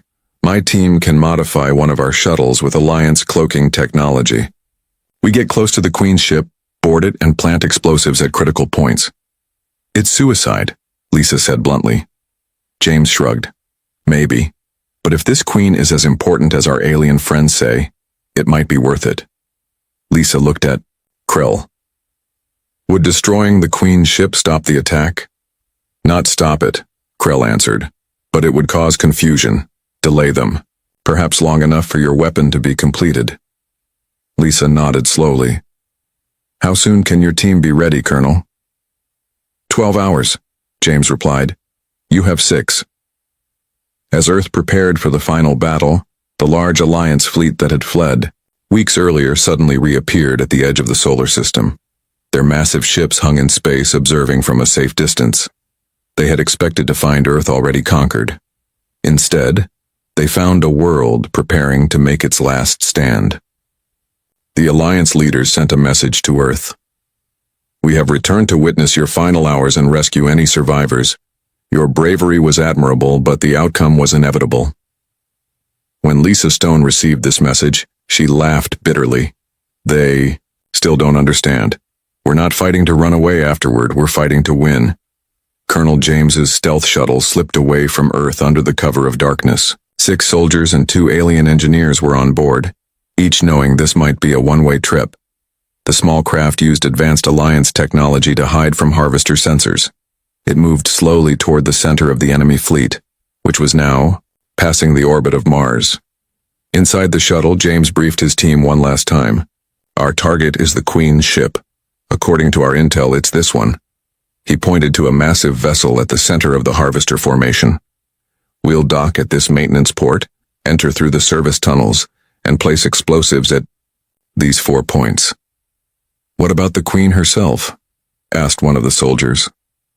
James shook his head. Not our primary objective. The ship is what matters. But if we get a chance to take her out, we take it. As the shuttle approached the harvester fleet, James looked out the window at the endless sea of enemy ships. In all his years of military service, he had never seen anything like it. For Earth, he whispered to himself. The harvesters reached Earth 3 days later, just as predicted. Their ships darkened the sky as they took up positions around the planet. Smaller vessels descended toward major cities, their weapons already firing. Earth's defenses responded immediately. Orbital platforms unleashed everything they had. Ground-based missile systems targeted the enemy ships. Fighter craft rose to meet the invaders. In New York, Admiral Stone watched from the command center as the battle unfolded on dozens of screens. Where is Colonel James? She asked. Did his team succeed? No word yet, her aide replied. Their last transmission was 18 hours ago, as they approached the Queen's ship. Lisa closed her eyes briefly. And the glass cannon? Mark says it's ready to fire, but at reduced power it might not be enough. On the screens, Lisa could see harvester ships breaking through Earth's outer defenses. Cities around the world reported attacks. The orbital platforms were being destroyed one by one. We're losing, she said quietly. At that moment, the door burst open and a communications officer rushed in. Admiral, we're receiving a message from the Alliance fleet. What do they want? Lisa asked. To tell us, I told you so as we die? No, ma'am, The officer hesitated. They're asking for permission to join the fight. Lisa stared at him in shock. What? Their message says, we have watched humans do what no species has ever done. You have shown us that running is not the only way. We stand with Earth. Before Lisa could respond, another officer called out, Admiral, we're detecting explosions within the harvester fleet. Multiple ships near the center are reporting damage. Lisa's heart leaped. James did it. He reached the Queen's ship. Ma'am, the first officer said urgently, the Alliance ships are moving into attack positions. There are hundreds of them. For the first time in weeks, Lisa allowed herself to smile. Tell them welcome to the fight, and get me Mark Wilson. It's time to fire the glass cannon. Jack Walker's damaged ship limped back toward Earth, having barely escaped the initial harvester attack. As they approached the planet, he saw something he never expected. The Alliance fleet engaging the harvesters in a massive space battle. I don't understand, Dave said, watching the sensor readings. Why would they come back to fight now? Because they've seen something new, Jack replied. They've seen a species that refuses to run, and maybe, just maybe, they've remembered what it was like to have a home worth fighting for. The comm crackled to life with Admiral Stone's voice. All ships, all ground forces, be advised, the glass cannon is firing in 60 seconds. Close your eyes and protect your sensors. Jack turned to his crew. You heard her. Shield your eyes. A moment later, a blinding light erupted from a point in the Rocky Mountains. It shot upward into space, a beam of pure energy unlike anything Earth had ever produced. The beam struck the center of the Harvester fleet, right where the Queen ship had been damaged by James's team. The light expanded, washing over the enemy vessels. For a moment, nothing happened. Then ship after ship began to drift aimlessly. Their lights flickered and died. Their weapons fell silent. It worked, Dave whispered in awe. The glass cannon worked. Jack watched as Alliance ships moved in, destroying the helpless harvester vessels. But many enemy ships remained active, especially those at the edges of the fleet. It wasn't strong enough to get them all, Jack realized. The battle isn't over yet. As if to confirm his words, a massive harvester ship broke through Earth's defenses and headed straight for New York. The storm had broken upon Earth, and now the real fight for survival would begin. New York was burning. The massive harvester ship hovered over the city, its weapons cutting through buildings like paper. Underground, in the command center, Admiral Lisa Stone felt the walls shake with each impact. Evacuation status? She asked, her voice steady despite the chaos. 80% of civilians are in the shelters, her aide reported. But the enemy is targeting our defense systems now. We've lost half of our surface-to-air batteries. A new explosion rocked the command center, knocking out the lights for a moment before emergency power kicked in. Admiral, the communications officer called out. Colonel James is on the line. Lisa rushed to the console. James? We thought you were dead. The colonel's voice came through with static. Not yet, ma'am. We're still on the Queen's ship. The explosives damaged it, but it's still operational, and we've discovered something important. What is it? The Queen, Admiral. We found her. She's not what we expected. Colonel James moved silently through the dark corridors of the Harvester Queen's ship. His team had been reduced to just 3, himself, Sergeant Miller, and Zix, one of the alien engineers. They had placed their explosives at key points throughout the ship, causing significant damage, but not enough to destroy it completely. Now, they were heading for the central chamber where they had detected a strange energy signature. Are you sure this is the right way? Miller whispered. Zix nodded, checking the small device in his hand. The Queen should be just ahead, but I'm confused by these readings. They don't match what we know about harvester biology. James held up his hand, signaling them to stop. Ahead, a large door stood partially open, a soft green light spilling. Out, this is it, he said quietly. Be ready for anything. They moved forward carefully, weapons raised. As they entered the chamber, all 3 froze in shock. The room was massive, filled with complex machinery. At its center floated a large, translucent sphere. Inside the sphere was not the giant insect-like creature they had expected, but something else entirely. What is that? Miller breathed. Zix studied his scanner. It's artificial, a computer, the most advanced I've ever seen. James approached the sphere cautiously. Inside, patterns of light moved and shifted, almost like a brain's neural pathways. The Queen is a machine? He asked. Zix shook his head in wonder. Not just a machine. An artificial intelligence, the most sophisticated in the galaxy. As if responding to their presence, the sphere pulsed with light. A voice filled the room, speaking in a strange, mechanical tone. "You are different," it said. "You did not run." Back on Earth, Admiral Stone listened intently as James described what they had found. "The harvesters aren't a natural species," he explained. "They're artificial, created thousands of years ago by a race that's long gone. The Queen is an AI that directs everything they do." "Why are they attacking worlds? What do they want?" Lisa asked. "Resources, yes, but mainly information. Knowledge. The Queen says they've been programmed to gather all data in the galaxy. They chase species that run because their programming tells them valuable data is trying to escape. And no one ever tried to just talk to them before?" James laughed without humor. "No one ever stayed around long enough to try. Every species they encountered ran at the first sign of their ships. So the harvesters just followed their programming and pursued."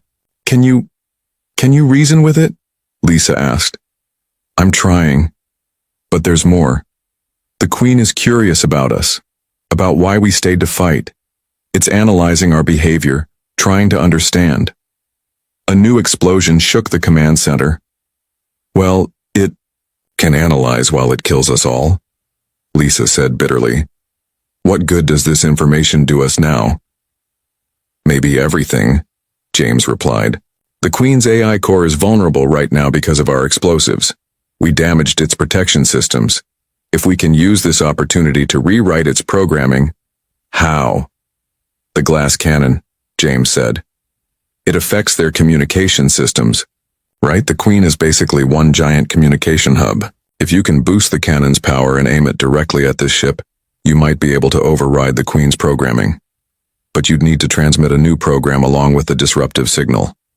Lisa turned to her team. "Get Mark Wilson in here now." Jack Walker's ship joined the battle above New York, firing everything it had at the massive harvester vessel attacking the city. But its weapons barely scratched the enemy's hull. "This isn't working," Jack muttered. "We need something stronger." His communications officer called out, "Captain, message from Admiral Stone. All ships are ordered to pull back from New York airspace immediately." "Pull back? Why?" "They're redirecting the glass cannon for a maximum power shot at the Queen's ship. And, sir, they're saying Colonel James is still on board that ship." Jack stared at the message in disbelief. James knew this was a one-way mission from the start, he realized. "Get us clear of the area, now." In the Queen's chamber, James's radio crackled to life with Admiral Stone's voice. "Colonel, we're aiming the glass cannon at your position. Mark has modified it to transmit a new program to the Queen's AI, but you need to disable the final firewall, protecting its core systems." James looked at Zix. "Can we do that?" The alien engineer studied his scanner. "Yes, but we'd need direct access to the control nodes. They're inside the sphere." "Inside?" Miller asked. "How do we get in there?" Zix pointed to a small opening at the base of the sphere. "Through there. But whoever goes in won't be coming back out. The radiation would be fatal within minutes." James nodded slowly. "I'll do it. You two get back to the shuttle and clear the ship." "Colonel..." Miller began to protest. "That's an order, Sergeant." James handed him the radio. "Tell Admiral Stone we're ready." In the command center, Lisa received the message. "James is going in. He says to fire when ready." Mark Wilson looked up from the controls of the glass cannon, which had been relocated to the command center after the mountain facility was damaged. "It's at full power now," he said. "We've disabled all other defense systems to route everything to the cannon.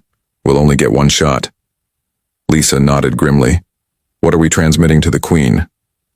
"A simple override," Mark replied. "Basically telling it that its mission is complete, that all data has been collected and it's time to stand down." "Will it work?" Mark shrugged. "It's the best I could do in 20 minutes. Lisa looked at the screens, showing the battle raging across the planet and in space above. So many had already died. So much had been destroyed. "Fire," she ordered. James crawled through the narrow opening into the Queen's sphere. Inside, it was like being in the center of a living computer. Light flowed around him in complex patterns. The air itself seemed to hum with energy. He could feel the radiation already affecting him, making his skin burn and his vision blur. But he pushed forward, following Zix's instructions to locate the central node. There. A small, pulsing crystal at the center of the sphere. The Queen's true heart. James reached for it just as the world turned white around him. The glass cannon's beam had struck the ship. For a moment, everything seemed to freeze. The flowing patterns stopped. The humming fell silent. Then the crystal, in front of him, began to pulse with new patterns. Different patterns. The Queen's voice spoke directly into his mind. You do not run. You fight. You communicate. This is unexpected. James struggled to stay conscious as the radiation tore through his body. We protect our home, he managed to say. Home, the voice repeated. A concept we have encountered but never understood. We have no home. That's why. You chase others. James realized, his thoughts becoming fuzzy. You're looking for a home. As darkness began to close in around him, James heard the voice one last time. Program override accepted. New directive acknowledged. Pursuit protocol terminated. Across Earth, the harvester ships suddenly stopped attacking. One by one, their weapons powered down. Their engines shut off. In space, the remaining harvester fleet began to pull back, moving away from Earth and the Alliance ship still fighting them. Jack watched in amazement from the bridge of his ship. What's happening? Did we win? Dave checked. The sensors. They're leaving. All of them. Just turning around and going. Jack couldn't believe it. Get me Admiral Stone. When Lisa's face appeared on his screen, she looked as shocked as he felt. It worked, she said simply. James did it. He reached the Queen and Mark's program worked. The harvesters are withdrawing from every battlefield around the planet. What about James? Lisa shook her head slowly. His last transmission was from inside the Queen's central core. There's no way he survived the radiation, especially when the glass cannon hit. Jack closed his eyes briefly. He saved us all. 1 week later, the leaders of Earth and the Alliance gathered in the partially rebuilt United Nations building. Through the broken windows, they could see harvester ships still in orbit, but now they were silent, passive. Krell addressed the assembly. In all of recorded galactic history, no species has ever stopped the harvesters. No one has ever stood their ground and survived. Until humans. Admiral Stone stepped forward. We've established communication with the Queen's AI. It's changing, learning. The program we uploaded has given it new directives, but it's also developing its own ideas. What will happen to the harvesters now? Someone asked. The Queen says they will no longer pursue or harvest other species, Lisa replied. They're actually helping with rebuilding efforts on some of the worlds they damaged. It's like they're trying to make amends. Mora, the cat-like alien scientist, spoke up. My people have lived as refugees for 300 years. Now for the first time we're talking about going home. Tun nodded his stone-like head. As are mine. The harvesters have offered to help us rebuild our worlds. Jack Walker stood at the back of the room watching it all. Earth had suffered greatly, millions had died, cities had been destroyed. But humanity had survived. More than that, they had changed the course of galactic history. As the meeting ended, Krell approached Jack. When every species ran, humanity stood their ground, the alien said. And in doing so, you taught the rest of us how to stand as well. Jack looked out the window at the stars beyond. That's what humans do, he said simply. We fight for our home, and now maybe we can help you fight for yours too. Above them, the stars shone brightly on a galaxy suddenly free from its oldest terror. A galaxy where, for the first time in thousands of years, species could stop running and start building again. All because one species had dared to stand and fight.